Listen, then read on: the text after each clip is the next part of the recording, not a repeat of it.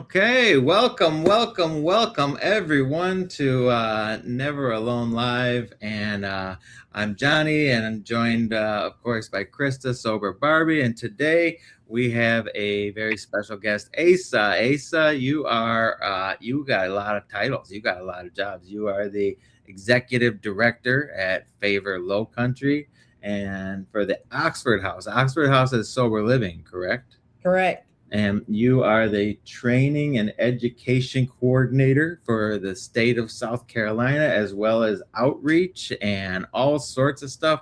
Asa, this is tremendous. Let's get into it. Tell us about yourself. Oh, hi, everybody. I'm Asa. I'm a woman in long term recovery since June 21st, 2018. And as Johnny said, lots of hats over here. A little bit about me, though. I'm from Moncks Corner, South Carolina, which is a little rural town in Berkeley County. Grew up in a household with my parents in active use and was around some really chaotic and not so healthy environments growing up. And what I learned as a child and as I've gotten older is that I'm an empath, and what that means is like I feel other people's energies and emotions. And so what I discovered is being in the energy and the emotions that my parents were going through and the people coming in and out of the house, I was so full of fear at such a young age. And started drinking at the age of 10 and marijuana at the age of 11. And that kind of just, spiraled and I say graduated to more illicit substances as I got older. So yeah, I yeah, that happened very fast. My senior year of high school, I ended up getting pregnant with my daughter, and by the time I was in my senior year, I not only was cutting school, I was engaging in a lot of criminal activity. I was being extremely promiscuous, and that led to me not knowing who my child's father was. Um, and so I had that guilt and shame surrounding that because in society, of course, that wasn't accepted. Not only that, but going through and being in active use with substances, I could not get my stuff together. And I wasn't able to be a present mom to my child.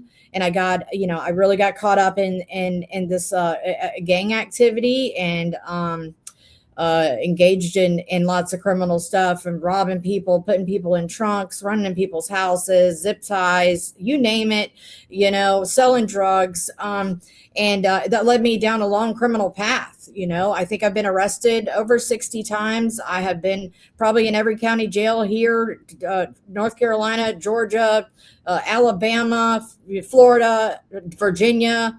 And because of the lifestyle that I lived, I jumped state to state to try to run away from my use, when in all actuality I was like running for myself, trying to find relief, which never happened. Wildly enough, I would have some periods of abstinence and trying to get my stuff together and holding down a job here and there, trying to be a mother to my child. But ultimately, I wasn't able to do that because the drugs and alcohol just took over my life. I was extremely powerless.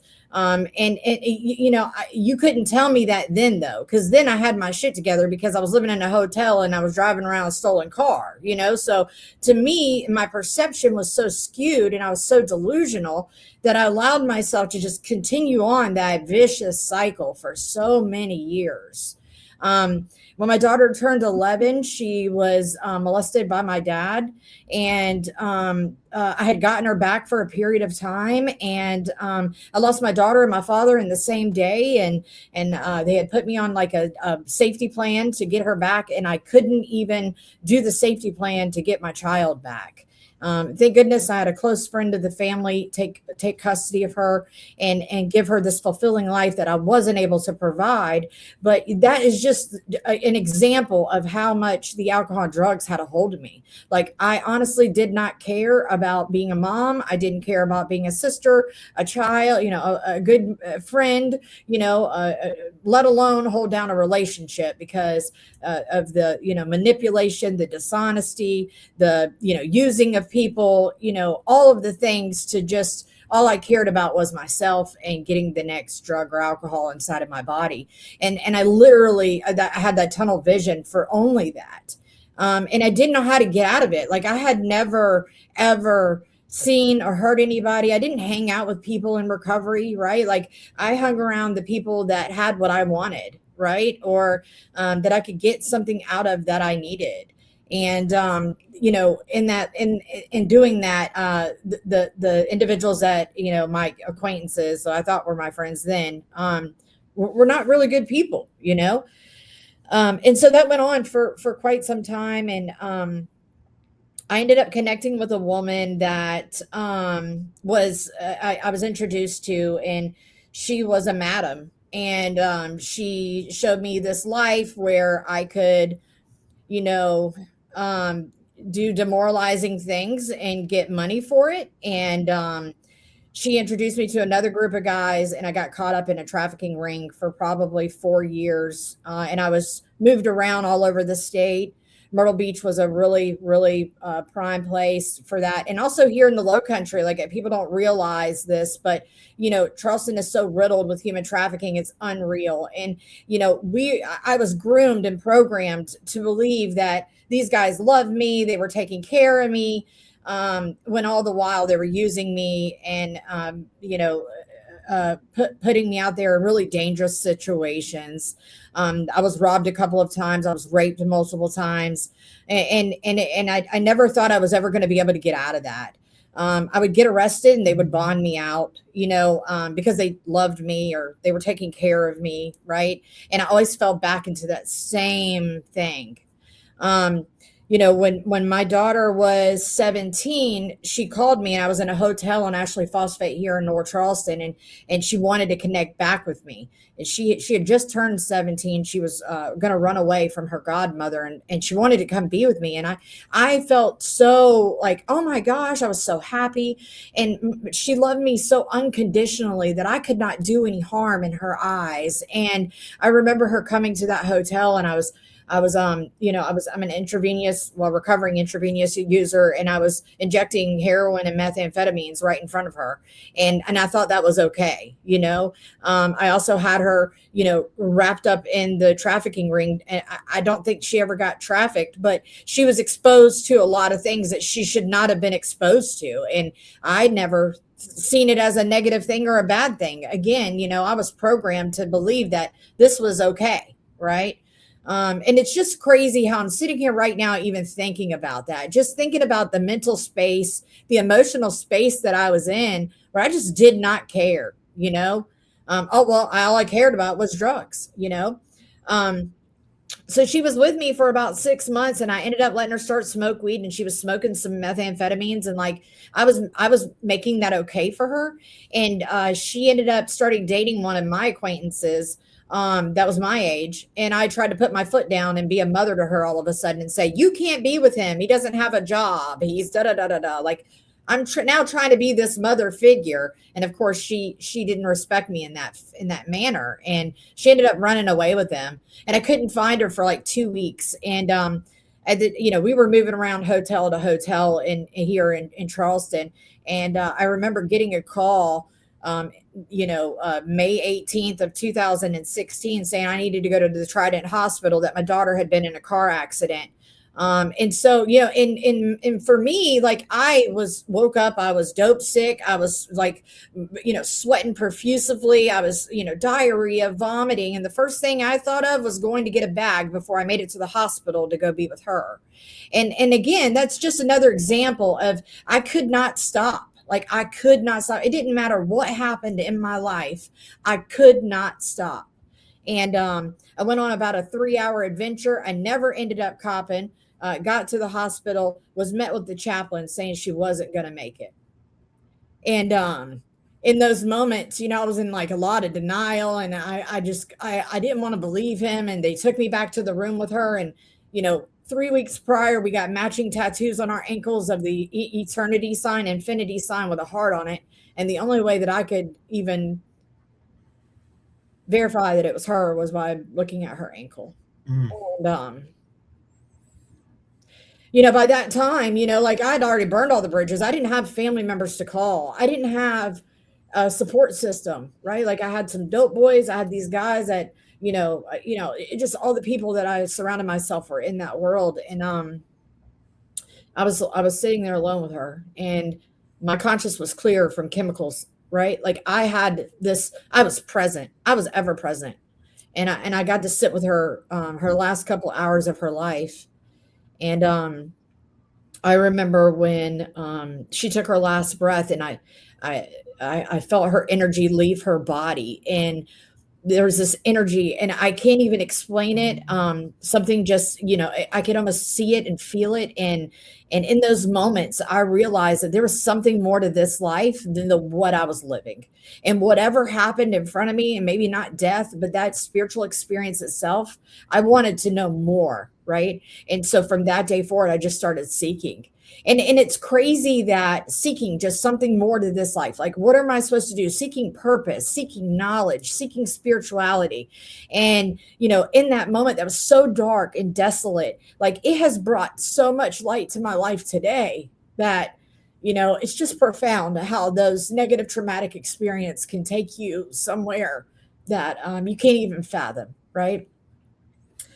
Um, Hey, so I guess got to jump in and thank you so much for your transparency and for your honesty and vulnerability here. These are hard things to talk about. I mean, this is your truth. This was your existence, and our job now is spreading hope and look at Krista and Krista's job is technical difficulties today, uh, but spreading experience, strength, and hope, which you do so well. And I'm going to jump over because there's some comments. Your friend Katie Graham, who is actually the person who, I don't know if she introduced us. She introduced us to Favor Lowcountry, and then we were introduced to you. But she's such a big fan of yours, and you've inspired her, and I know anybody who's watching this, who's going to watch this, is going to be inspired as well, because we grow up in a what we consider normal, and that creates our version of normal. And hindsight being 2020, it was the furthest thing from normal. But at the time, it was okay. And that's where that cunning, baffling, powerful comes in, is when it takes over my brain and makes going to jail normal. Normal people don't go to jail. Normal people don't go to jail, you know. But we allow it to become the normal. I know you're. I want to hear what initially got you to sober and stuff like that. But I want to break this down for a second. If we can go on to this topic of creation of normal, and then how we get to redefine it. hmm. Yeah, I think you said it perfectly. It's wild that society and culture and this normal, right? This normal, and I think that's a cycle in a washing machine, right? Because what is that? My normal then is definitely not my normal now, and nor do I see that as normal, right? Like I don't even know where the hell I got that from back then, and I think a lot of that is programmed by society and conditioning, right? As growing up, like we're supposed to take care of our parents, and there's a whole nother story in with my parents and I, like I could go on for days.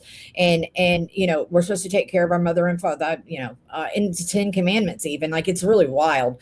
Not that I follow organized religion, because I don't, but it's just really profound how the normal then and what I perceive then is definitely not today. And probably some people would not see my life today as normal either, because it's not theirs. Everybody's definition is different.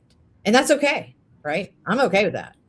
It is absolutely, and but the fact that I know for myself, and I can only speak for myself, but I didn't have a job. I'm living in my mom's basement. I got a baby on the way, and no car and no means of supporting myself, let alone a baby.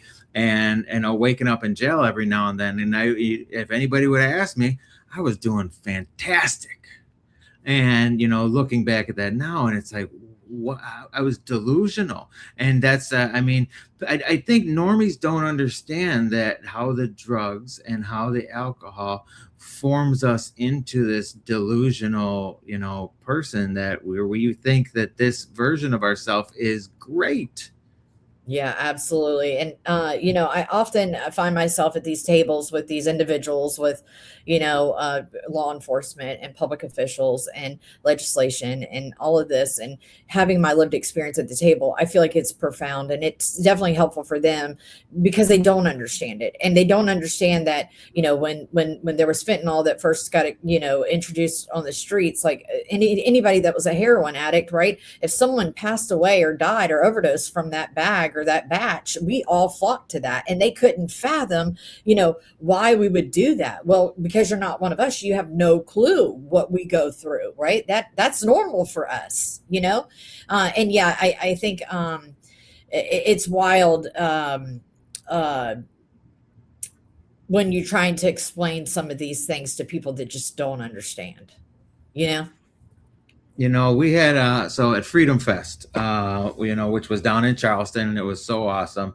Chris Rozier, who who's the chief deputy in Charleston County, he came and he spoke, and afterwards, because he's a normie, he just sat and listened to all these stories and all these people, and he actually told us, he says you changed my life with all this. And because normies don't see it, they don't understand the it's learned behavior that we learn, and it's the learned behavior into the progression of the disease.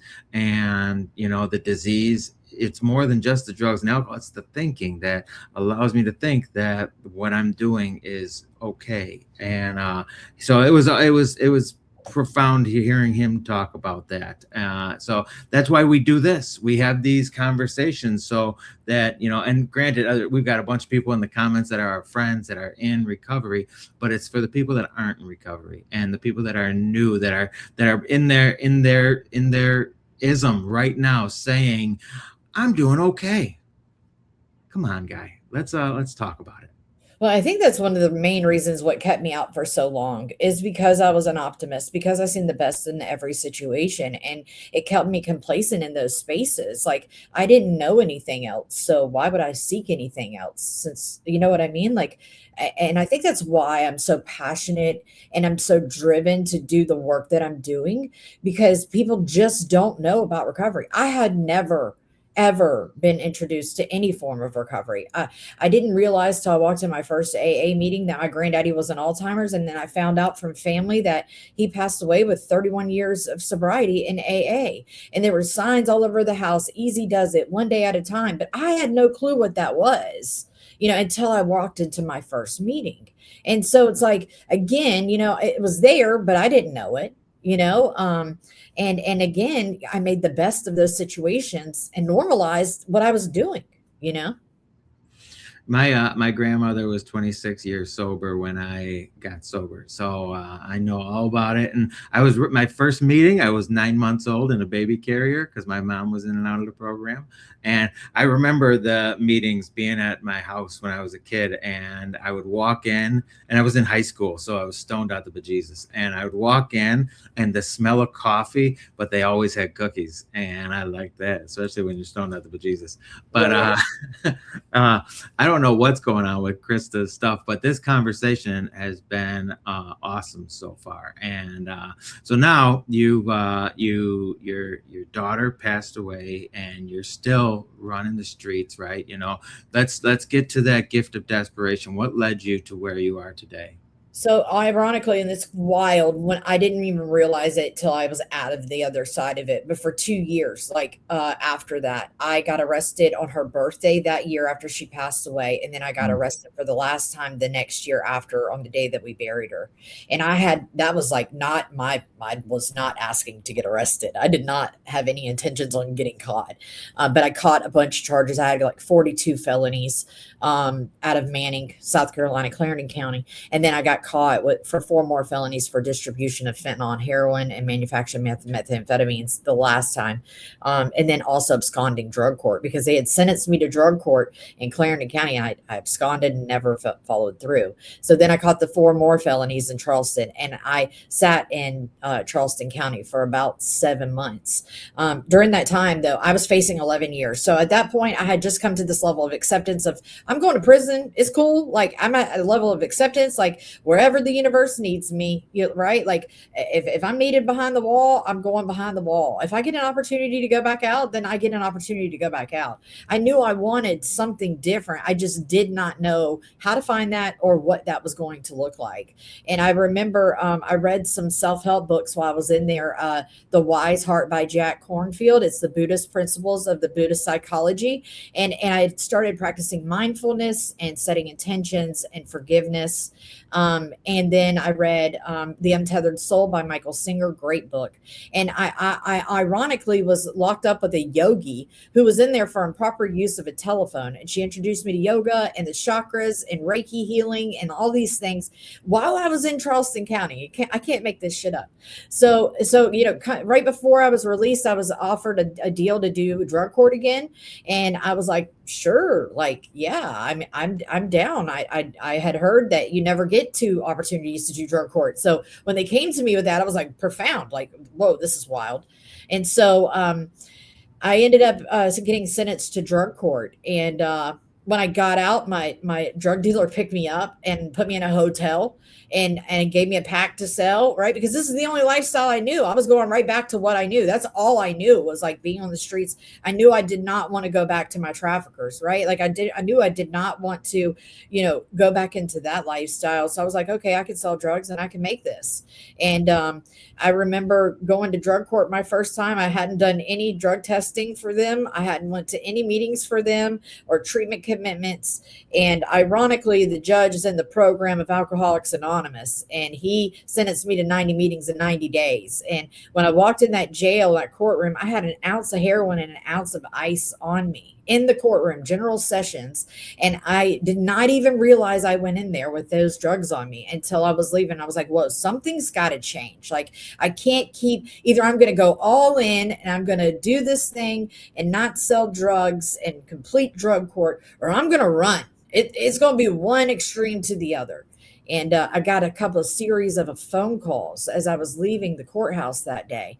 And someone told me about an Oxford house and gave me a phone number to call. And I called to set up an interview, and I went to my first AA meeting. And when I walked into that first AA meeting, there were some women, one of the girls I was trafficked with, and a guy that I used to buy dope from as the chair. And I know there's a meme out there that says when you walk in your AA meeting and you and your drug dealer's chair in the meeting. Well, that's kind of exactly what happened. But when I got in my first meeting, I realized, like, y'all are sober. This is where y'all have been. There's no way. Like, when people were sharing, they were sharing things that was going on within me. And I was like, thinking it was the feds, and like, y'all are watching me and this is crazy, and, anyway, when I left that meeting that night, the Oxford house called me, and it was the girl from the meeting that I had been trafficked with that was the president of the house. And that was a whole nother God wink, right? And that aligned, and I was able to get into the Oxford house, and I hit the ground running.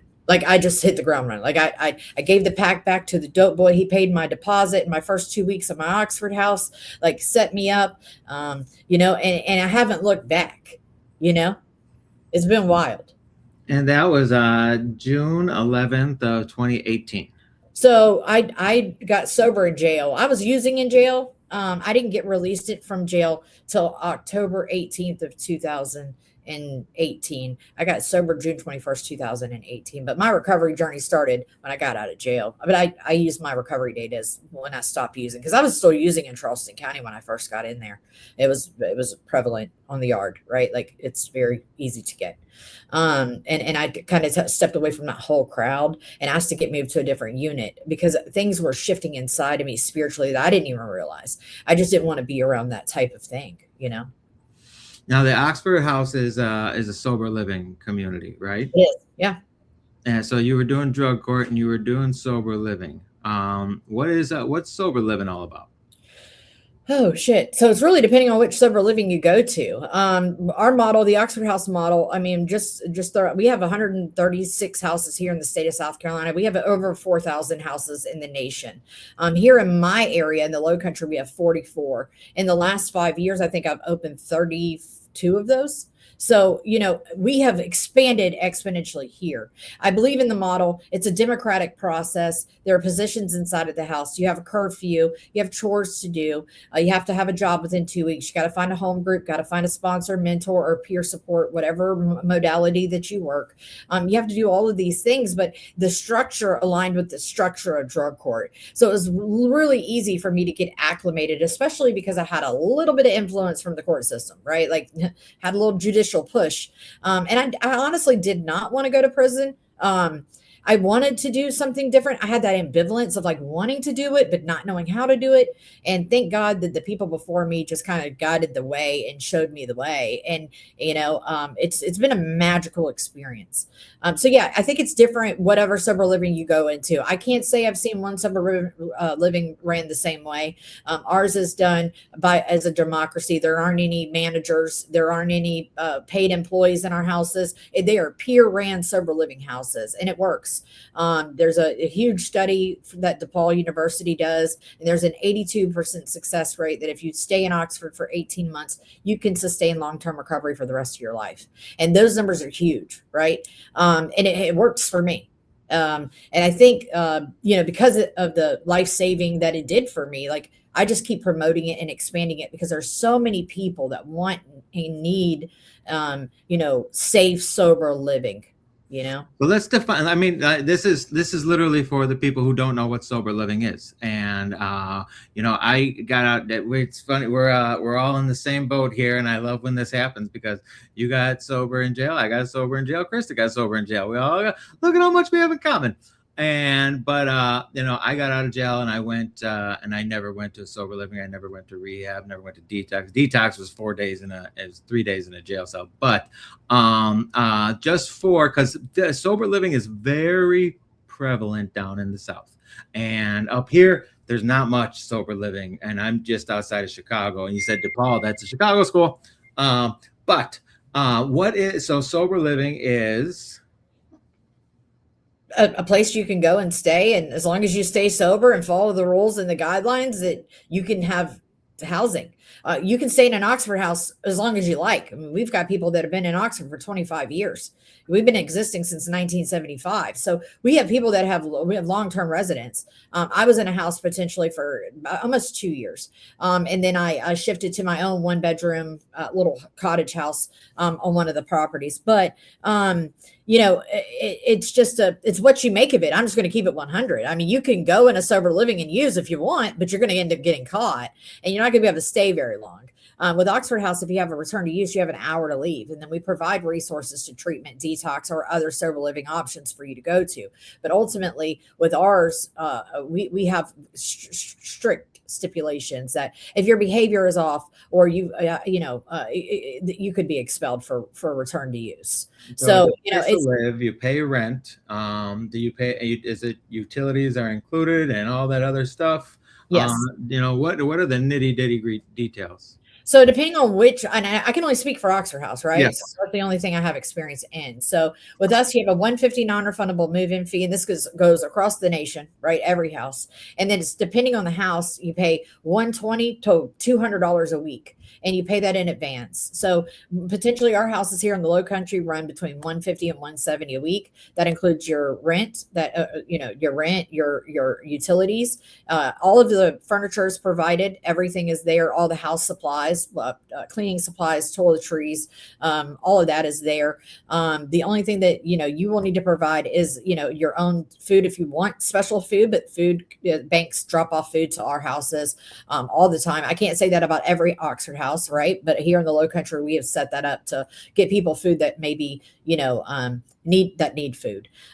So yeah, it's everything's included. That's the internet, your phone. There's a house phone in every house in case you don't have one.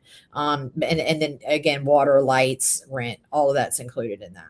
See, I love that, and that's something that I don't think people understand that's out there is for 600 to 750 bucks a month, you're paying for your rent, the utilities, the gas, the water, the internet, this and that. What would cost you, even in a shitty neighborhood, what would cost you 2 grand a month, you're getting for half of that, and you get the stability, and you get you get meetings, and you get some accountability, and I think sober living isn't talked about enough. I go to talk at rehabs a lot. I go and talk at detox a lot, and all these people that say they're going home after they get out, you know, give yourself a chance. Give Yeah. yourself a chance. Sober living is a tremendous opportunity. Now let's talk about who can go to sober living. You have to come out of treatment of some sort.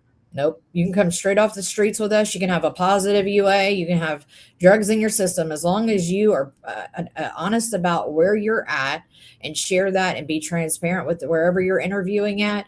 They will let you in the door. It doesn't matter. We don't require detox. We don't require now if it's alcohol or Xanax, we are liable to hold you accountable to getting to detox. But houses will potentially hold the bed for you if they vote you in, and just help guide you on that journey and get you into detox. And once you detox off of alcohol or Xanax, you can come in. We accept individuals that take MOUD for medicines for opioid use disorder. So we take all those. And it's we try to meet people where they're at, right? Like, and try to provide, these things for them. But there are no other stipulations. You can come in without money even. A lot of our houses are financially stable. And if not, there's some, grant funding, there's scholarships, there's all these things in different organizations that we network with that can help financially too. And Invoke Rehab is a great resource. They help you get job placement. They help with EES. They help with bus passes. They help with all of the things. So, we have such a huge resource, and especially here in the Lowcountry, like so many organizations and nonprofits that, are here to help people as long as they're willing to get the help. And that's what most people. So why, when you look at the numbers of people that relapse after rehab, right? Something like 70 to 80% of people relapse. Why do you relapse? And it's because life happens, and don't have a job, don't have a car, don't have a good place to live, don't have this, don't have an education, don't have means, don't have food. So what do? They turn back to their old solution, which is, as we were talking about before, that was normal. Doing it this way is the abnormal. If you get sober, I got sober at 26. So I had 26 years of learned behavior. And then now I'm fresh out of rehab, 30 days gung-ho, and I have to learn all of it all over again with all this knowledge behind me that if I could just go sling a little dope, I'd be fine. Yeah. That's that start of the relapse. And Well, and I really appreciate you mentioning like your treatment. You didn't get an opportunity to go to treatment. You didn't get an opportunity to go to detox. And why we have such high rates coming out of treatment is because those individuals are not connected to recovery. Those are two different models, right? You have a treatment model and you have a recovery model. And I believe in the recovery oriented systems of care model, allowing someone to gain as much recovery capital that they can obtain to help support them in their recovery. And it's wild because a lot of these states, and South Carolina being one of them, is a treatment state, right? Like all of the funding goes through the treatment. But what happens to these individuals after treatment? Just like you just stated, they go back to the same people, places, and things. They go back to the same things that was their normal, right? And it's like introducing those individuals to community, to connection, because the opposite of addiction is connection, right? So, to those recovery communities where they can be around the same individuals with the same ideations, right? Like you can't put someone, it's almost like that story, the forest with the tree, and you plant a tree in between by a dead tree, the tree's going to die. If you put a tree by a live tree, the tree's going to flourish and grow. Oh, what a picture you paint with those. Right? Oh, that was a good one. So you put somebody back in this environment where it's still unhealthy and they were not thriving and they were dying, and then you could put them into this community where it's alive and thriving and doing the things that, for a fulfilling, purposeful life, right? It's just wild. The word you just said is something that recovery capital. Every meeting I go to is recovery capital. They said that 90 and 90, so important, so valuable. And I mean, it's crucial because it's that foundation. And get that good foundation. If you try stacking stuff on a shaky foundation, you're going to be shaky. Whereas if you get that good foundation and, you start stacking on top of it, now you can actually move. Now you can breathe. Now you can grow. And I love that dead tree analogy you just did. That was beautiful. I mean, it's way more, the way the story of it is way more, detailed. But I did the short route. Yeah, that was perfect. That was absolutely perfect. So, okay, so we've talked. I don't want to beat up sober living anymore, but I'm glad we talked about it, and I'm glad we clarified it for people who don't know. So I want to. My next question is: you've jumped into working in the recovery field. When did you do so? What was your calling to do all this? So, to be quite frank with you, I was living in an Oxford house for 2 years, and I got the opportunity to become a certified peer support specialist. And I did the training, and I learned so much because I had this biasness not only towards medicines for opioid use disorder. I believe absence was the only way, AA all the way, 12 step, 12 step. And it opened up my heart and mind to so much more and so many different pathways. And I got the opportunity to get hired on with Oxford House. And my first thing, my passion, what drove me to begin with was opening women and children houses so that nobody will ever have to go through what I went through with the loss of my child, right? So I could not get sober and get my daughter back, right? I didn't get it done and she passed away, right? There was no opportunity for me to do that again. However, with my living amends, I have opened probably 14 women and children houses and have been able to connect these women back with their kids and get custody back of their children. Right. That was my main like drive. Like I don't, and it still is drive, right? My daughter is my drive, right? And it's like trying to help people and men. I don't want to just single out females because fathers still want to be fathers to their children as well. And it's providing those spaces to be able to heal with their children, right? And so that was pretty much the catalyst of me coming into working into the recovery field. At the same time I got hired on with Oxford House, I got hired on at a 301, Dorchester Alcohol and Drug Commission, and it's a totally different world in the 301 system. But I was able to get those experiences through the 301, and then also with Oxford House, and the dynamic of the peer support in both of those worlds is just totally different, right? With Oxford House, there's a lot of case management, there's a lot of riding people around, there's a lot of all the things really in depth, and then with the 301 you have all these stipulations and guidelines and politics and all of this, which I did not really care for. Also, you were enclosed in an office for 8 hours a day. I wanted to be out in the community, I wanted to be doing all the things. So what the board chair for Favor Lowcountry had reached out to me through another friend, had heard about me, and they were like, hey, why don't you offer Asa the job? And this place was about to dissolve. It was COVID happened, there was nothing going on. They couldn't keep an executive director, they couldn't keep an employee.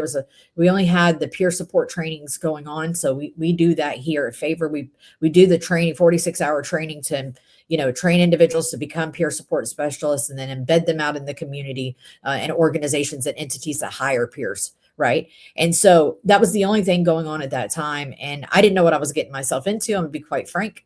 I have learned through a lot of mistakes of what not to do. Right. It's been a huge learning experience. All the while, I was working on my bachelor's at the College of Charleston. So I've been doing that. I did that too. I just graduated in December with that.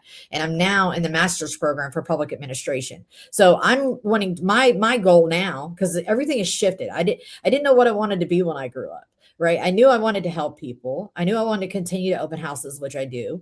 I just didn't know where the universe needed me to be. And somebody approached me and said that, I have a great stage presence and a voice that people listen to, and I really needed to get into legislation and policy change. And so that's the path that I'm going right now. And I'm in hopes that one day, wherever I'm needed in that space, I will be a voice. And I have been able to create initiatives and programs through through this position and learning grant writing and getting grants. And we went from a $90,000 a year organization to year 3, we are almost at 750,000. That's Oh, not right. It's not a lot, but it's way better. I have it's way it's not better. it's not like to me because I have goals and vision and aspirations. I'm trying to be a millionaire, a million dollar organization, right? That's my Well, goal. everything's got to start somewhere, and Absolutely. you're on a great start. So Krista's having huge technical difficulties, but she's in the chat right now, Yeah, and no she's worries. okay. I'm in the chat, and it won't let me do anything else. But she doesn't want to miss this one. So Krista is a huge fan of yours. I don't know if you know this, Oh, that's awesome.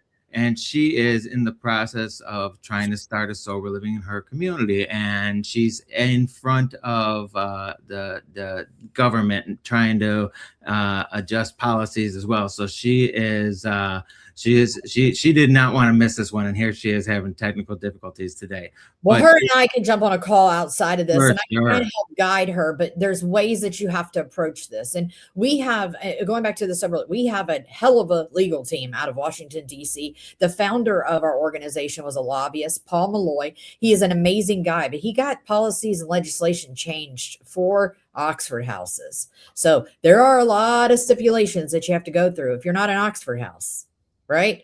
And I know that sounds crazy, right? But there is protection in legislation for individuals with disabilities, right? The 1988 Federal Fair Housing Act. It protects individuals with substance use disorder, so they cannot discriminate. So and that doesn't, that's not just Oxford House. That's with any sober living. So if she's running into anything, she can refer to the Federal Fair Housing Act. And there's a couple of other things that she can lean into. It really just depending on what kind of sober living that she wants to open. There's a lot of red tape in different counties and different areas and zoning and building. It's different state to state and city to city and county to county, so it's different all over. But Kyle, our friend Kyle, who is he's actually this hoodie I'm wearing, normalized sobriety. He's from Wisconsin, where he says that alcohol has been normalized and they've normalized drinking and people can drink at underage and things like that. So he started normalized sobriety, and he just said in the comments that they have a real lack of sober livings in Wisconsin, and he's on boards and trying to do things the same things, but it's different everywhere, and there's different laws and rules. But then the Oxford House, how many Oxford houses are there in the country? Over 4,000. I think we're at 4,387 when I looked yesterday. The number just keeps growing because Nikki's in here saying she's got Oxford houses in Arizona, and that's the best thing about this. So I'm gonna get Asa on TikTok, whether she likes it or not, because we get to make all these friends all over the country, and and we get to see how it is in other places. If I hadn't done all this with Krista, I would have never been in Charleston for Freedom Fest and learning about all the stuff that you guys are doing down there. So it's so now you got to get on TikTok. I'll get you there. So okay, so you got into Favor Lowcountry. They pulled you in. You've becoming executive director. What policies have you been able to adjust, and what's broken that you are fixing right now? Currently, or all through it? All through it. All through it. No. Okay, so one of the things. So what I've done is I've used my experiences and everything that I went through, and the barriers and challenges that I had to overcome.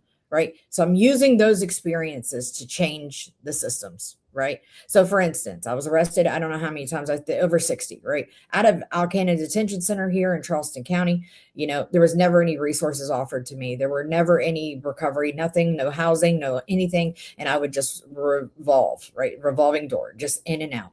And so what we've done is I created a pilot. We started it back in July, where we have peer supports going inside of the jail and creating recovery plans for individuals before they get out. So landing them in a sober living, connecting them with the recovery community, connecting them with the peer support while they're in there, the peer support that they'll be working with out here. Right. So they're already connected, have a bond connection, and then connecting them to whatever modality of recovery that they they think is best for them, because we let them create their recovery plans, right? What that might look like. Also, advocating for them in court, right? When they go in front of the judge and they've been working with this peer support for X amount of time, we write letters of support and show up to court for them so that we could hopefully get their sentences reduced or deter them from going to prison, right? If we can get them into a treatment center, if that's what they need, or if they need detox, if they're only in there and they get a PR bond out, we might meet with them one time and try to advocate for that. So going into the jail presented a lot of challenges. One, I was working with the previous sheriff. Roger works for Richie, and Richie is the sheriff now. But before that was another sheriff, and I had multiple conversations with her over the last 5 years. She talked great and never followed through, unfortunately, and that's neither here nor there. And then Richie got into office last year, and I was able to have a sit down with him and explain to him where our challenges were, where we weren't feeling supported. Like, people need a chance, they need an opportunity to recover. And you couldn't have any type of law enforcement infraction, or you couldn't connect a seatbelt ticket, a warning, or any of that to be able to go inside the jail. You had to have a 10-year window of not having any infraction. Well, I mean, I've only been out, then it was 6 years, and they wouldn't let me in. And I'm like, that's one thing that's got to change. If you want someone with lived experience that has had experience with being inside of the jail, as well as substance use disorder, more so opioid use disorder, because that is what we're dealing with here in the Lowcountry, is the overdoses. It's just wild. I'm like, that's the first thing that's got to change. So he rewrote the policies inside of the jail, and now we have 5 peer supports going in weekly. That's amazing. Yeah, and that's been wild, right? Like, that's been a crazy experience. And I mean, the success stories that we're hearing coming out of it. One of the gentlemen that was approached by one of the law enforcement, his last time that he was arrested, he was offered these services. That's been a crazy experience. And I mean, don't mind me. It's I'm checking on things and pushing buttons. Okay, cool. He came to me day before yesterday, and he was like, if it wouldn't have been for that officer, trying to offer me help, I wouldn't be where I am today. And he's now over a year sober, and he was one of our beginning people in the pilot that we worked with. And just hearing that, just warmed my heart, because like, sometimes I always feel like I'm not doing enough. Like, there's so much stuff that needs to be done. And I realize I'm only one person, but at the end of the day, it's like, so many people need help. And anyway, it was very fulfilling and rewarding to hear him say that. Another thing that we did, we have overdoses, and of course, I think everybody is facing those. But with law enforcement, they're the first ones at the scene.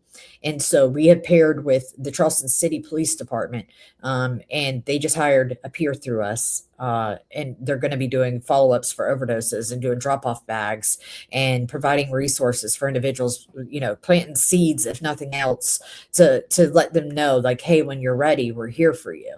And it's wild to see the recovery in the public health sectors come together, right? Like, it's never been that way. And addiction is a public health problem. Like, it's not just, it's just wild.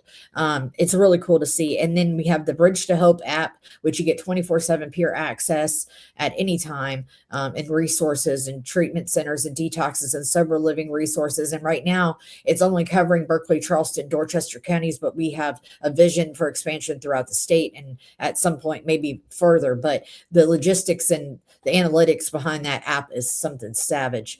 And that's what I mean. I've heard about it, and I want to go back to the advocacy at the courts, because I mean, if Roland Hazard hadn't been at the court to talk the judge out of letting Ebby out, Ebby wouldn't have found the Oxford Group, and he would have never talked to Bill W. And this is, every time you do what you do, you are potentially creating another Ebby that creates another Bill Wilson. That's enormous. And this is the kind of crucial thing that people don't do, especially people who go to meetings. They go to meetings, they don't drink, go to meetings, they find God, they have faith, their life gets a little better. They keep going to meetings, they keep helping others. It's doing these other things. It's going above, it's going beyond, and it's getting involved, and that really changes everything. And what you're doing right now, you're changing society. You're not just changing, one person at a time. You're changing thousands. And I still have lots of work to do. So, and I realize that, right? I've accepted my purpose here. I know that it's bigger than I could ever even imagine. And I'm okay with that. Like, right, I'm just going with the flow of whatever the universe brings in front of me. And if whatever that looks like, we've been able to expand our services in Berkeley County, and we have a peer support that does outreach out there. We created a program for Regulate and Recover, which is working with violent offenders coming out of probation, pardon, and parole, where they can work on their anger management challenges along with their substance use with a clinical component here. There are so many programs, and it's just wild. It even feels weird just saying all that out loud. So what is let's I'll give you the last question is what is your hope for the future? Look, I get asked tough questions every now and then. Continue to heal society, I'm really big. I'm a Reiki master. I collect crystals. If you can't see behind me, I have a lot of them. And my whole house is gridded. My office is gridded. My car, I wear them usually on me at all times. I believe in the healing of crystals. I do a lot of meditation. I do a lot of sound healing. And this is all for my self-care, right? Like I feel like that's imperative for my spiritual well-being. And I also, take trips and love the mountains and the water and all the things, right? And so I have realized that I am a conduit to continue to heal. And there's so many different levels to that. And right now it's, at a level. And when I lean into my Reiki healing, that's another level of healing. And when I get into legislation and policy change, that's going to be a whole nother level of healing. And it's just, I want to continue to promote healing. That's my goal. And that looks like not just with substance use disorder, because when you remove the substances, you still have a lot of things you need to heal. And it's with healing families, it's healing relationships, it's healing jobs, it's healing, spiritually, mentally, yeah, that's my goal. The awareness isn't as big as it needs to be. The fentanyl crisis is just that. I don't believe that there is experimentation anymore. I'm 48, and 30 plus years ago when I started, experimenting with drugs, it was a lot different than it is today. Everything is stronger, and now they're adding fentanyl to everything. The days of experimenting with drugs are gone, and because anything can kill you now. And people don't get that. They still think that, oh, well, my parents smoked weed back in the day. Yeah, great, but this ain't your dad's weed. This is everything is laced. Every bit of heroin is laced. Every pill that comes off and being sold on the streets is laced. Everything you're putting into your body could be laced and could kill you. The awareness needs to go out, and the fact that I know the numbers in South Carolina, I know the numbers in Charleston County. The overdoses there are out of this world, and this fight that I know you're fighting, that I know that Chris is fighting, is more the fight of awareness than anything else. Letting people know, dude, this is not the way to go. Yeah, absolutely. Yeah. So Asa, I'm so glad you were here and joined us today. I'm so, Chris does technology. She's gonna be yelling at me all day long because her technology wasn't working. But this was a great conversation, and I'm so grateful for you for all the things that you're doing. And anybody who gets to work with you is very lucky, because you can't passion is something that you can't pay for or sell. It's inherent, and you've got it, and that's awesome. Thank you. I appreciate you all for having me today. Yeah. So thank you everyone for watching, and we'll see you again next week. And God loves you, so do we. And have a great day.